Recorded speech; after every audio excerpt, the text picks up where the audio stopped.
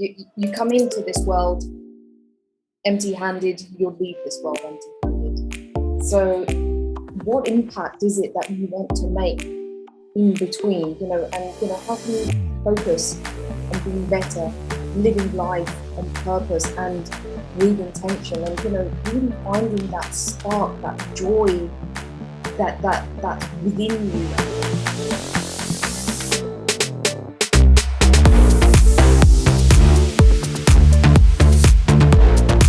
Welcome to another episode of Bigger Than the Hustle podcast. Now I've got an awesome guest with me. I'm surprised actually if you came on because she's so busy and I've seen so much stuff. I don't know where she finds the time to do stuff.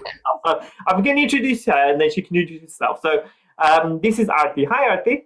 Hello Bhavik, and thank you for having me. I'm really, really honoured that you asked me. So I'll always have time for you. Not at all. Brilliant. So me and Aarti have known each other for a while. We go back a while. So yeah. I've been wanting to get her on and now she's given me the honour of her time, the time we have together. So hopefully we can pull some nice nuggets of information out for all of you listening. So I'm just going to hand over the microphone to her so she can introduce herself and what she's about, and then we can go into the conversation from there. Sure. Hello, everybody. I'm Aarti Parmar, and I'm a brand strategist, as my little title says there, brand strategist, coach, and a brand designer. And I just absolutely love helping people to understand, define their brands. I think it's a very much a personal journey when we're looking at brands and stuff. So I absolutely love getting into the crux and really delving deep into people's purpose and values. Now we talk about brand. So what I understand about brand with my simple brain is it's the way you are perceived or seen in the world, in whatever it is that you feel is, whether it be you calling your purpose, you're offering, the way you serve the world, etc. Now, what's the importance of the brand of yourself and your business? Let's talk about business first, because I think that might be easier, right? So if we talk about business, so branding, as we've seen, so over obviously the last 20 years, if not longer, brand is so key, especially for big brands. We can come up with Amazons, the McDonald's, the Nikes, the Burger Kings, whatever it is, right? And there's so much of a story that's said just by seeing the symbol or the sign or whatever it is. Now, if we then scale that down to smaller business, single business entrepreneurs, etc., what's the importance for them to have brand recognition or a brand identity for the way they conduct business, how they come into the world? Yeah. So one of the things I kind of always start with when I'm talking to clients or running workshops or delivering talks and stuff is that, I'll pull up a slide of lots of different logos and logos that, we all know, those kind of big brands. And I'll say to people, if I'm delivering this in a room or whatever, and I'll say, everyone here, who thinks that these brands are successful because of their logo, and you'll see, people putting their hands up, and that's for me to gauge, where are people and what are they thinking when it comes to brand, and it's at that point, at the very beginning point, that it's really important for me to correct help them to unlearn something here, which is, it is a brand that gives a logo meaning, not a logo that gives a brand meaning. Because if I was to put Google in front of you and the logo and you knew nothing about Google at all, it's meaningless, right? Yeah. So for me, it's very much about helping my clients and, whoever I'm talking with, it's about creating an identity for a brand. And, what's really the nice thing about that is that as a small business, we absolutely have that mold in our hands of how we want our brand to be perceived in the world. There's that famous saying by Jeff Bezos, your brand is what other people say about you when you're not in the room. I like to take that a couple of steps back and actually sort of say, have a think about what is it that you want people to say about you when you are in the room and when you're not in the room, because a brand is a created perception. And it's those perceptions that's going to create beliefs in people's mind about who you are, what you do, what you stand for, why you're doing what you're doing. So, having that understanding first will then determine and dictate how everything else flows, from the branding side of things. So brand is everything you stand for and what you want to be known for. And then you've got the branding side of things, which then is the, how your brand is visually represented or represented through words and all, there's now scents and, all sorts of other things as well. But having that brand foundation piece sorted first, like I said, will help to determine and, help a business to be a lot more strategic. So, whether I'm working with a one-person business or you're an organization, the same fundamentals still apply. Yeah.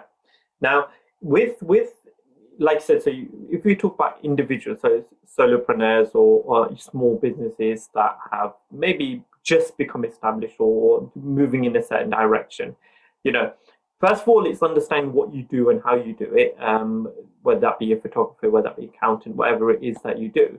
And then, like you said, it's what you stand for and how you want to be seen or how you want to be approached and what your key values are with whatever industry you decide to operate in. Now, for you, what are your brand values as a person for the way you deal with people and businesses? And why is that important that you communicate that every time that you are in front of whoever you're in front of? Sure. So, I've got 3 key brand values, and I say to my clients, to have anything between 3 to 5 max. Otherwise, you're like, how can I be everything? So, for me, it's understanding, empowering, and being personable. These key 3 things are really, really important to me, and what they mean for me is important to me because, empowering for you might be a whole different meaning to what it could be for me. So, it's really, really important to delve in deeper into actually why is understanding so important for me? Or why is empowerment so important for me? What does it mean for my business? How should I show up when I'm saying, I'm an empowering brand or something along those, or an individual person? Because then that's what's going to help to make your brand authentic and meaningful. Mm-hmm. And something I always sort of say is, that you are successfully living your brand values when it's being reflected back to you. So, when I've seen this before where people have done, brand workshops or read a book or something, and they're like, right, I've got my brand values. And they might just stick it on the wall, but actually, does everybody really know what they mean, like in the team, or, are they even embedded within yourself? Because that is, your sort of guiding principles, what you stand for, what you don't stand for, as well, and why, it's important for you to come across in those ways. Yeah, and it's, we continue to talk in the business sense here. Now, if we talk about personal, so us as people. Now, I know as time goes on, as you get older, you become more grounded in what you, like you said, what you stand for, what you don't stand for, and all the way to like my dad's generation who don't give a shit what anyone thinks, they just do it their way, right? They don't care. And I think that's the pinnacle. I think that's the top of the mountain where you're like, this is who I am. I don't care what you think of me. I know who I am. They still have their principles, right? They still have that. So, in a certain way, they probably still got their values, but that's what's driving their principles and actioning the way they do action stuff. Yeah, and I think they try not to wear a mask as well. It's I am who I am. You like me or you don't like me, and I'm cool. And I like that. Now, as you're growing up, if we talk about like youngest or teenagers through to young adults, and then you go through middle age and stuff like this. There's so many times we're pulled about. We're pulled about by the environment, by school, by college, by university, by the things you see, the information that you read, whatever it is, and we're still trying to figure ourselves out. We think we're very moldable people because we don't really have an identity. We're still trying to figure it out, right? And then certain things happen to us in life, whether that be painful things, whether that be joyful things, that actually say, I like that and I don't like that. And then we sort of go from a wobbly person to a more of a stable person. Now we know what we want, right? Now, what would you say is the importance of the information that comes into your senses as you're growing up to shape you to the person you are as you become an adult, for example, from a young person? Wow, that's quite a big question. What's important to my senses as I was growing up? In terms of the information, so the people around you, the things you watch, the things you read, the things you listen to, etc.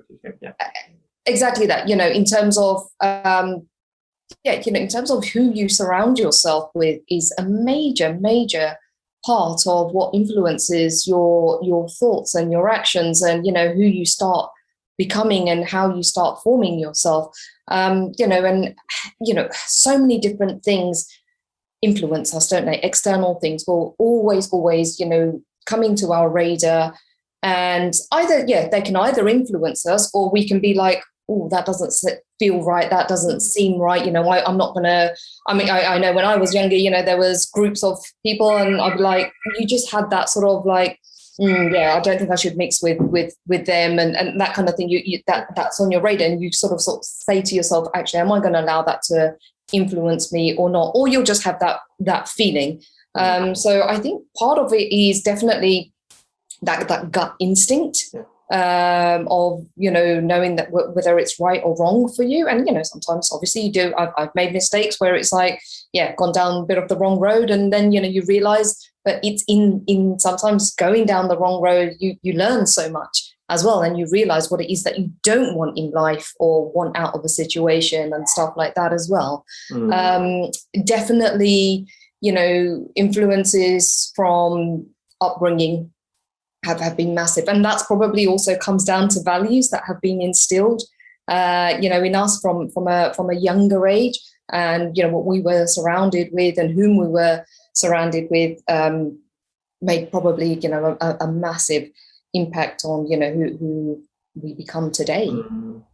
And for you, setting up your own practice and setting up your own business to help and support and serve people, who do you think was the biggest influence in your life to help you think in this way that it was possible for you? Right. I'll take you back a little bit here, because there is a bit of a story here. So when I finished uni, I worked in London for a little while, and I always had this ambition to work and travel abroad. And actually, I really wanted to go to New York, and for whatever reason, it didn't work out. That's along the story, but obviously just wasn't meant to be. I'm a very big believer of what's meant to be will be kind of thing. So anyway, a family friend said, he was asking me, what would you like to do in life and stuff like that. So I'd love to work and travel abroad. So anyway, he had some contacts. I ended up going to Singapore 3 weeks later. And then thereafter, I went to Malaysia, and I worked with an advertising agency. And through that agency, I met some local business partners, and they were like, look, why don't we set up a one-stop shop? So at that time, my background was always in graphic design. That's what I did my sort of degree and stuff in. So they were like, you do graphic design. This guy does color separation. This guy does printing. I'm really showing my age by saying color separation. It's completely obsolete now. And I was just like, now when I left here, I was like 22 when I left UK, when I said to my parents I was going to go out for about a year, 6 months, that kind of thing. So at that point I was 24, and I was like, why would I set up a business? I've got zero experience, and I'm still very green in what I'm doing as a graphic designer. And basically the person was like, well, look, there's dime a dozen graphic designers out there. If it doesn't work for you, we'll get somebody else in. And that just kind of shifted something in my mindset of like, oh, I've actually got nothing to lose. I'll give this a go. Yeah. And, so it was like pretty much getting thrown in the deep end. And there is a real big difference between wanting to start a business and kind of, here you go, here's an opportunity to start one kind of thing. It's two different things. So anyway, grabbed the opportunity, and from graphic design I very quickly went into business development, networking, marketing, bit of everything, growing a team and that kind of thing. But we had the other partners, so it wasn't just me alone doing this. And ended up basically being there for 10 years. But in that 10 years, I met some phenomenal people, phenomenal mindsets from around the world. You know, it was, 22-year-old, lots of exposure, traveling, all of that kind of thing. But I also, like I said, met people, CEOs and from global brands and public listed companies and stuff like that. These are the kind of projects we were doing. And one of the key persons that I met whilst I was out in Malaysia was a spiritual mentor. And his sort of mentors were monks that came from like Tibet and Thailand and stuff. So I learned a lot around sort of mindfulness, meditation, mind-to-mind communication and stuff like that. And it was almost like really part of a personal development journey, which kind of then, coming back to your question, kind of then actually, really sort of helped me to delve within myself. Sorry, I think it froze then. Delve within myself. And then, when I came to starting my own business, I had that sort of belief and hope that, yeah, I can do this. And what's really interesting about that story is that you realize the amount of different people and different experiences that were thrown into the melting pot, right? And then it developed into you serving in the way you absolutely serve. I had other mentors and people out there that definitely influenced and helped me realize, business, the challenges, the issues, different mindsets that you do come across, not all good, some amazing. And every decision that you make, there's a learning, whether that progresses in the way you think it's gonna, or the universe has a different plan for you.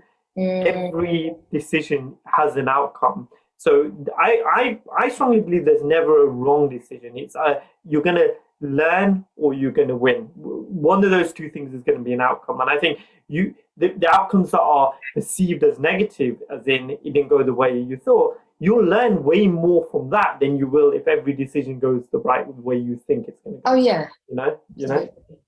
And for younger people, so I mentoring younger people, so it's 18 to, I'm not younger, I think 10-year-olds, but 18 to 21-year-olds. And the key thing I think always is do something that you have some knowledge and some skill in, right? You may not be brilliant, but you know something about, because that's what's always going to keep you grounded and anchored into whatever space you're in, right? So then, like you said, you did graphic design, and that stems nicely into the branding area because that's part of other things. And you've bolted on other things to your business, but essentially you're still a graphic designer, right? So you still love the process of creating and doing that. Yeah, that's where it started from. But in terms of where it's moved to now, because when I started my business about 6 months in, I accidentally came across coaching. Yeah. And I went for this 2 3-day course and loved the concept of coaching and the power of it and stuff. And I was just like, oh my goodness, I need to be a coach, not only for myself and my own personal growth, but, if I can help business owners to actually really take ownership and alignment of their own brand and, really find their true potential, because, there is this whole, how what's my USP? What's my, how do I stay authentic? How do I become a meaningful brand? And for me, it starts all very much from within and what it is that you want to, that impact that you want to create. Because I can create, we can have like the most beautiful branding, and I've seen it as well. Gorgeous branding, gorgeous website, but the person who's running the business mindset isn't quite aligned with it, and that belief in their brand and where they're heading and the vision and the purpose, it's all very sort of disconnected. And it's like, gosh, they've spent so much on that, but actually it's a bit empty and doesn't have substance and essence. And the analog explanation to exactly what you said there, which would show my age, is that when I first started my business, there was only shops. So there's no Google, there was no Facebook, there was no social, right? There's Yellow Pages, a fax machine, in the shop. That shows my age, right? Yeah, exactly. And the analogy I use there is that you spend all your money doing the whole shop front, But when people come in to buy, there's nothing to buy, or it's very shoddy inside, you know. And it's exactly the same thing, isn't it? Yeah. You can attract people in with that, but if there's nothing and you can't hold them with the substance of or the value or the quality that you create within that, then it's pointless having this big shine, because that's, you know. Yeah, and people will see through it. People will see through it. You know, they may get attracted initially because it's attractive, but, you know, people see through these things, so that it's, you know, for me, you really need to have that authentic substance and essence as a brand. And I found that it's time that's the equalizer. So when you're doing something for a certain period of time, you build experience, you build knowledge, you build wisdom. I think you build wisdom as opposed to knowledge, right? So you understand how to apply what you know. So when someone comes to you, you know, I can adapt and shift depending on what the person in front of me needs me to understand. I have so many tools, I'll pick out the ones that are going to work for them, because there's no point pulling up my whole tool belt. They'll get scared. So I have to pull out the bits that they're going to need, right? And that's where the skill of being in something for a while. Now, I've seen, you know, where, especially social media, I think social media is a huge place where there's can be so much style, but no substance. You know, there's so many, you know, so much veneer, but there's nothing behind the veneer. There's nothing behind the mask. Yeah. And again, time is a great equalizer, because over a period of time, you start seeing the comments and you start seeing those things, and you're like, well, this person really has no experience, really, but they're coming into it. And that, you know, you can ride that for a bit, you know, for maybe, you know, 6 months to a year or whatever, but eventually it will come through. So do the work. Yes, you know, a brand isn't built in a day. It takes time, it takes effort, it takes work, it takes sacrifice. You know, there's a lot to it, but if you are true to yourself and you recognize that worth in terms of what you can bring and the impact, I always say a brand is a vehicle to serve, grow, and impact. When you know these things and what you're doing, you actually feel like, actually, I don't mind if this takes me years and years and years, but as long as I am progressing to those intentions and goals and purpose and stuff like that, it makes it feel worthwhile for you as a business owner as well. And something that just resonated from what you just said there is the word patience. Patience, I think, is if that's the one skill I could teach a young person, patience. You know, that serves that ticks so many boxes in terms of seeing things with perspective, doing things slowly but mindfully, and not trying to rush so much, and picking a few things at a time and getting really good at those things, you know. And I'm sure, you know, you can see this as well. When you've spent time doing something and you focused on it, the outcome is so much better than trying to do 6 things at once, where you really just spread too thinly, and you're not achieving anything, because you're doing a lot but doing nothing at the same time. Yeah, absolutely. And you know, living in this instant world that we have become nowadays, a brand isn't built instantly. You know, it really, really isn't. And once you get your head around that and realize it's a journey, a brand building journey, you know, it becomes easier to move it forward. And I think the key word there, as you said before, is authenticity. And authenticity is me being the most honest version of myself, whether you see me here or you see me in person. I am who I am, right? And I know that takes time as well. You know, like we like I said, we adapt, we change, we shift, etc. But once we realize this is who I am, and I am unique, I am a fingerprint. You know, there's no one ever going to be me, and there's never been me, and there's never going to be me. So therefore, how can I be the best version of whatever it is that I see in myself? And that whole comparison thing, I think, is a killer. You know, in terms of, you know, I equate it to like going on a run. So you know, I don't know if you run, if you go out for a run and stuff like that. I'm more boxing and boxes and stuff like that. Don't tell me about you know, we only bought a boxing bag, right? Literally probably 4 months ago, and I only bought it because my son he gets a bit aggressive. So I thought, let me give him a punch back stuff. And I thought, let me put it up. We'll have it for a few months, and if it works, cool. If it doesn't, I'm cool. Whatever. So then But I like boxing as a sport. Like, I'm not really into boxing. I'll watch it, but I'm not really into it. So I've never understood the technicals, anything like that. But as soon as I put those gloves on and I start eating that bag, I was like, I'm hooked. Yeah. Every morning, I'm like, absolutely, it's that release, isn't it, as well? You know, don't get me wrong. Let me just rephrase. It's not like I go into a ring and box. I've gone past taekwondo, when Muay Thai, kickboxing days, those kind of things. But you know, it's more the pad work and all of that, which I absolutely love it. And there's something visceral about it. There's something visceral about us human beings seeing something like that. But yeah, going back to running. So my go-to is running. So I go out for runs and stuff, and you see people. So people pass you this way, people go that way, and then people are running slower than you, people are running quicker than you. And I see business like that, as in everyone is heading in their own direction. They're all wearing whatever clothes they feel comfortable in. Some people's trainers are better than others. Some people take it more seriously than others. Some people are faster, some people are slower. And you can't, there's no point you trying to chase someone that's trying to train for a 100-meter run when you're running for a marathon.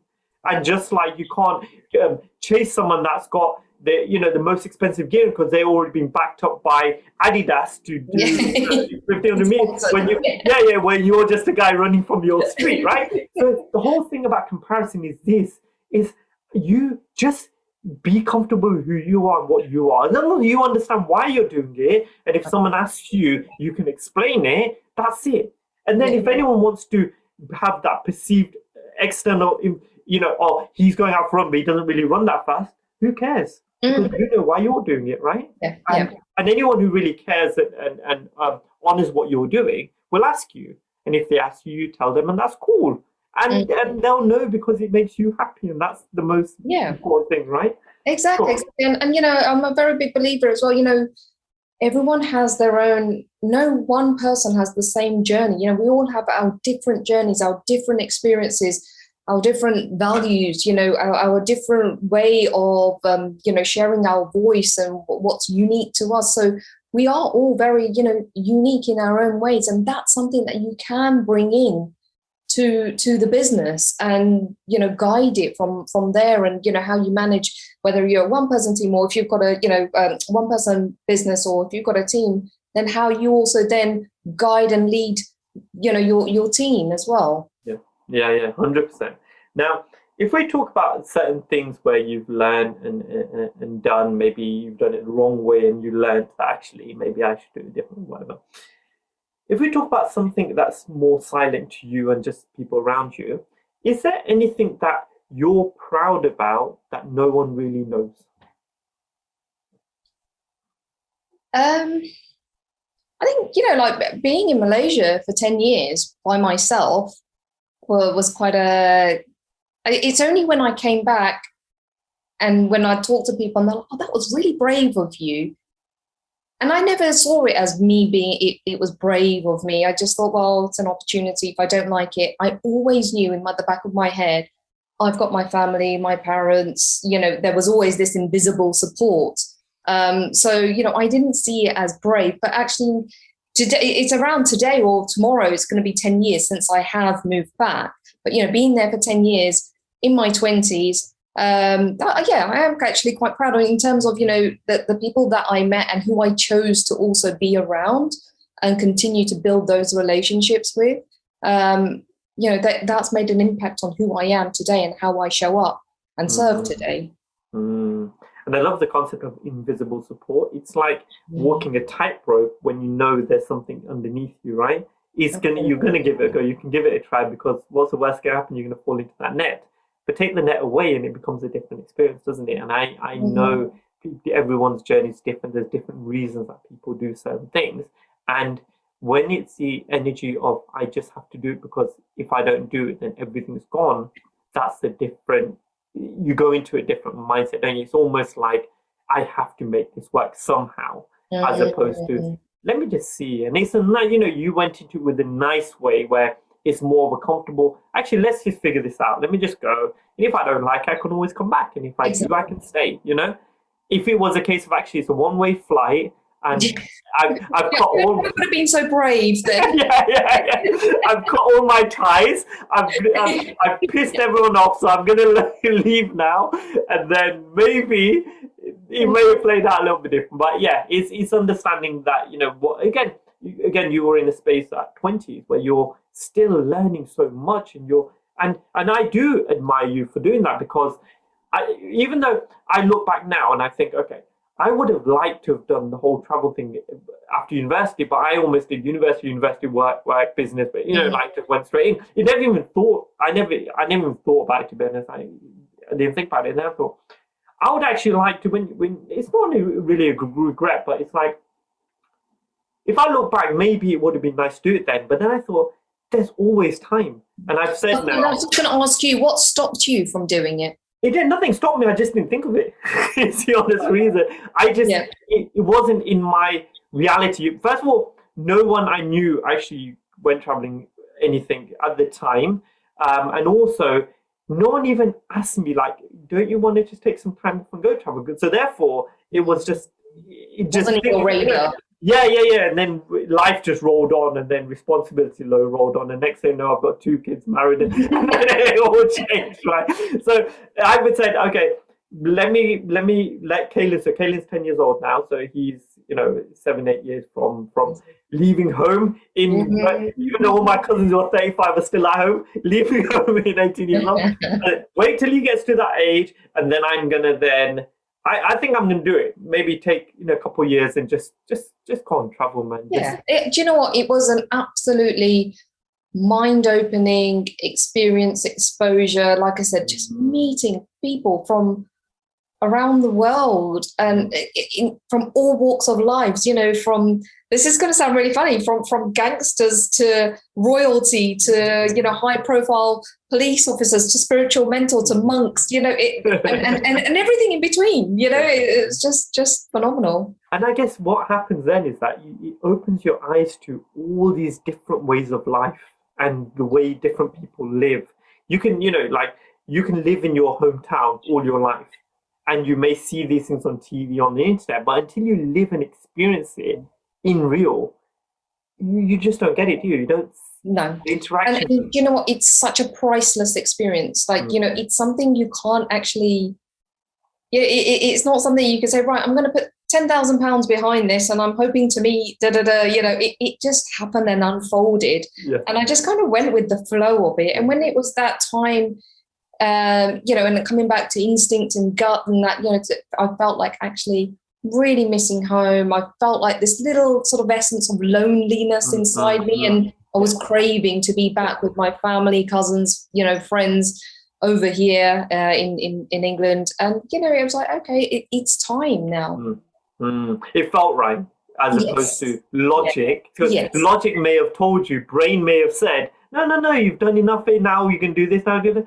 But it just didn't feel right. What felt right is, I just want to go back now. I've done, I feel I've done enough now. Exactly. It was like the chapter in the book, Yeah. And also it's missing out on all the stuff at home as well, isn't it? Yeah. And that's, what it made me realize and learn and stuff is how much appreciation that I had for my family and all my, all my loved ones in that sense, and those connections. And what was really beautiful, even though I was out there for 10 years, when I came back, it was just kind of picked up on, those connections and, that love and support and community and all of that. And it's just like, really, really grateful for that.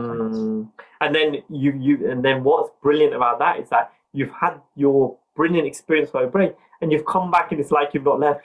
And that's, in that, it's such an awesome place, like even university. So I still keep in touch with a few friends from there. So we don't keep in touch all the time, but when we make time to meet up, it's like we met up yesterday. And I always see that as a great sign of any good relationship, where 2 people know that, okay, I know you're busy, I know I'm busy, but when we make time for each other, we don't say, oh, you didn't ring me, or I didn't ring you, because we know this life is like that. But when we make time for each other, it's like we're the buddies that we've always been. And that's amazing. That's amazing.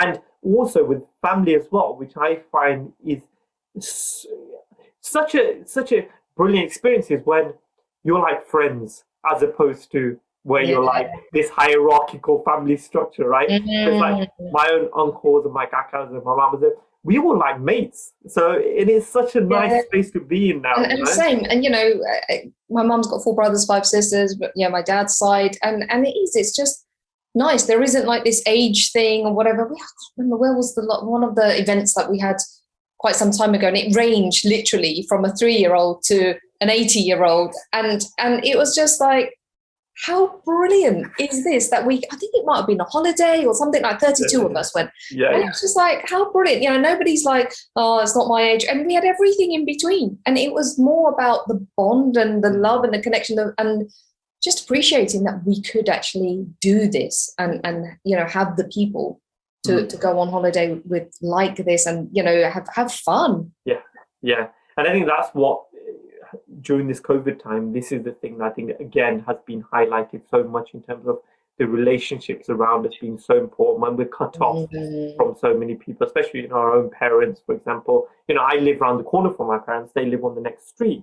So we're there all the time. So that time during COVID, it was tough. Like we'd walk around, we'd talk to each other outside, and it was really strange not going in. But, you know, stuff like that. And that's the connection. It's like my kids. So knowing their grandparents is really important to me, you know, them spending time. And then luckily they love going there. They'll just walk there by themselves and stuff. And I'm so thankful. But is that luckily that they love going there? Or is it because, you know, you and Roger have instilled this and made it important? That's it. And that's so true. And the warmth that they get from their grandparents. Yeah, of course. Because I know for me, even with my grandparents, because every summer we used to be in London. My dad had a shop in London, and we'd come back to Leicester. And Leicester was my grandparents. So I grew up every summer with them. So when we said summer, it was 3 months, 3.5 months all the time. You know, me and my sister would be here. And that was my babji and my uncle that lived together. And he was my second dad.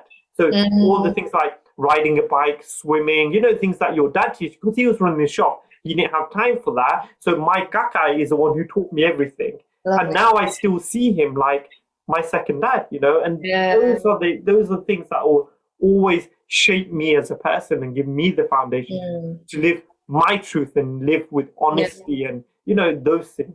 Yeah, it's interesting you're saying that, because I was talking to a friend not so long ago, and she's got kids, and I was saying to her, like, we're similar age, and I was like, how fortunate were we to be born and to be brought up with love and kindness, community, connection. You know, now, you know, sometimes, you know, you have to move away from your parents and all of that kind of thing. And you're trying to bring your kids up and make that happen for them. But we actually were born into it already. So we were given it. We didn't know any difference. Yes. You know, and we were all different. Yeah. It's an actually, we're raised by community, not by parents, right? So it's the whole, it's not just mom and dad, it's not brother and sister, but it's the uncles, it's the cousins, it's the your neighbors that keep walking in and out of your house because it's an open door, you know. It's everyone, and like I said, that's the beauty. You know, I'm so blessed that we grew up then when we did. You know, we were analog. We grew up, you know, we went, as long as we got home for dinner, they didn't care where we were all day. You know? And they're all the experiences that, unfortunately, my kids are never going to have, because life is just different now. They have new, maybe more material experiences, but that visceral experience of, you know, spending time with your cousins, going to, you know, like Abbey Park every Sunday and putting the cars in the... and just to do that, you know, do a picnic and just play on the park, you know, all those things. And we, you know, we try and keep things like birthdays and stuff going, like between our family and stuff, where we go to each other's houses and stuff like that. But the rest of the time, we just get on with our whatever it is our thing, and their bloody diaries are busier than mine anyway. So I have to consult them before I book anything. Oh, excellent. So as we head over to the end of the podcast, there's a couple more questions I'd like to ask you, just so the listeners get a deep understanding of you as a person. Okay, so we're going to fast forward 100 years into the future, where you're now at the last moments of your life. Now, You've done everything you've wanted to do. You've been everything you wanted to be, and you don't have enough energy to speak, but you have enough energy to share 3 words. Now, these 3 words have resonated with you all your life, and you hope by sharing them, it will resonate with the people that are listening and help them on their journey. What would those 3 words be for you, and why? Good question. They would be meditation, mindfulness, and gratitude. The reason being, I've seen the power of, experienced the power of meditation, and doing it on a regular basis has just, life throws things at you, right? So, and then it's about how you react to it. So the meditation side of things has just always helped in, highs, lows, whatever it is, just within myself, my business, in so many ways, actually. So that's definitely one. And mindfulness, for me, the whole thing of being mindful of every thought, speech, and action. Obviously, I am totally not there, but I'm practicing, and trying to be aware of it every single day from what I learned from the monks and my spiritual mentor and stuff. And for me, imagine if everybody was mindful of every thought, speech, and action. I just think we'd be living in a much kinder world. We'll be doing things consciously, intentionally, and if we know that something's going to really hurt somebody, we wouldn't be doing it, or something that you say or an action that one takes, even for your own self. So that the mindfulness and gratitude, the power of gratitude, just putting it out there, being thankful. There's just certain energy about that throughout my whole life, just being thankful for whether it's the little things, the big things, in my prayers or after my meditation every day, I'll say, thank you for the roof over my head, the food in my stomach, the people around me, and there'll be a whole list of things, and I just, it feels good to be thankful. Yeah. And gratitude, I think there's so much grounding in it. It just makes you realize that we are humans living in a human experience, and certain things that we can become, you can get the spotlight syndrome where we believe everything's looking at us and everything's being us. But since we come out of that and maybe go into nature, go for a walk or do something, I just think it's just powerful. I fully agree with that. So thank you for those. And this podcast is called Bigger Than the Hustle, and right now you're bigger than the world. So I've got you connected up to 7.58 billion people on this planet. They can all hear you. They're all conscious. They're all awake, and they're all listening to what you got to say. If I give you this mic for the next 30 seconds, what would your message be to the world? Right, another deep, fantastic question. Look, I, feel like, look, you come into this world empty-handed, you'll leave this world empty-handed. So what impact is it that you want to make in between, and, how can you focus on being better, living life on purpose and with intention, and, really finding that spark, that joy that's within you and what you're here to maybe do or serve, and, recognizing that worth within you, and aligning that with your own values, focusing on self-care and self-love. I think when you're filled from that space, you can be much more fruitful to others, in whether it's in business and personal relationships, all of those kind of things. And yeah, probably coming back to that sort of, mindfulness, really being mindful of every thought, speech, and action to create a better world for us all, for yourself and for others, and for future generations. Perfect. Thank you so much. Thank you for your time today. Thank you for the way you share. Thank you for the way you actually help and serve and support so many people around you, whether that be professionally, whether that be personally. So I hope the universe keeps giving you the energy to keep sharing and keep serving in the way you do, because I think it is brilliant. So thank you for that. Just before we go, is there anything else you'd like to say? No, I just would love to say thank you to you, and lots of gratitude to you for what you're doing and the message that you're creating. Like I say, a vehicle to grow, serve, and impact. And I've seen some of the podcasts, and you've created this amazing vehicle, a platform for people to share their stories and journeys, and that's you. So thank you. You know, that's what I'd love to say. Thank you so much. Thank you. Perfect. Well, now you can go off and enjoy the sun, because in the UK we don't get much. So now it's time to it. So just on that juncture, this is Bigger Than the Hustle podcast, and I'm Bhavik Patel, your host. And just a few thoughts to leave you with before we go. Big energy leads to big thoughts lead to big ideas, big ideas lead to big actions, and big actions lead to a big life. So keep thinking big. Until next week, goodbye. Love that. Well done. Bye-bye. Thank you.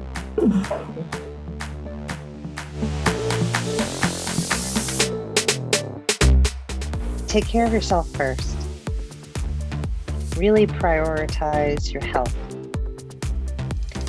Really prioritize your mind. And once you've done that, prioritize the most important people in your life. Spend quality time with them. Pour your love into them with whatever love language they need from you.